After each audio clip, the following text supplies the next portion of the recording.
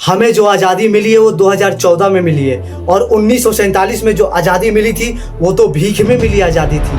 आजादी अगर भीख में मिले तो क्या वो आजादी हो सकती है? आप खुद बताइए। वो आजादी नहीं थी, वो भीख थी, और जो आजादी मिली है वो 2014 में मिली है। अगर वो आज़ादी भीख में मिली थी तो जरा पूछिए उस साबरमती के संत और सत्यवादी गांधी से, जिसने बिना हथियार उठाए अंग्रेजों के खिलाफ अंग्रेजों भारत छोड़ो का नारा दिया था। न जाने गांधी जी ने देश की आज़ादी के लिए कितने अंग्रेजों की लाठियां खाई, न जाने कितने आमरण अनशन किए। यहाँ तक डॉक्टरों ने कह दिया अब गांधी जी मरने वाले हैं, लेकिन गांधी जी ने कहा मेरी मृत्यु, मेरी मौत देश की आज़ादी से कम में नहीं मानेगी। जब तक देश आज़ाद नहीं होता मेरी मौत नहीं आएगी।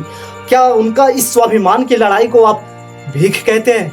और जरा दिल पर हाथ रख के याद कीजिए 23 मार्च की उस खौफनाक शाम को, जब 23 साल का एक नौजवान मौत को सामने देखकर डरा नहीं बल्कि हंसते हुए, मुस्कुराते हुए, रंग दे बसंती चोला गाते हुए फांसी को फंदे को चूम गया।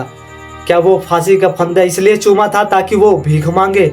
अगर वो भीख थी तो नेताजी सुभाष चंद्र बोस को क्या जरूरत थी अपना देश, अपना घर छोड़कर बाहर के देशों में जाकर आजाद हिंद फौज खड़ी करने की? कि मैं दुनिया के सामने खुल्लम खुल्ला ऐलान कर सकूं कि आजाद हिंद फौज अब बिल्कुल तैयार है।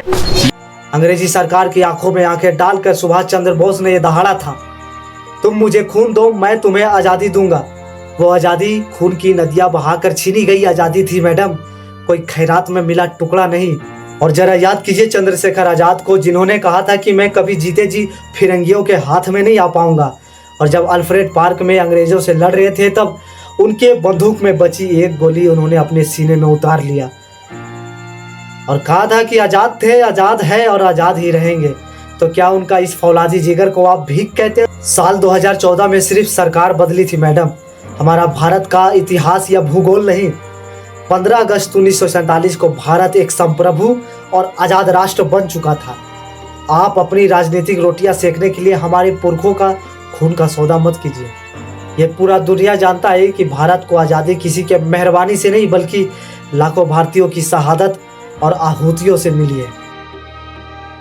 तो इस 15 अगस्त को आप तिरंगा फहराएं तो वीर शहीदों के कर्ज को याद रखिएगा, ना कि इन सियासी बयानों को। मिलते किसी नेक्स्ट वीडियो में, तब तक के लिए जय हिंद, जय भारत, वंदे मातरम।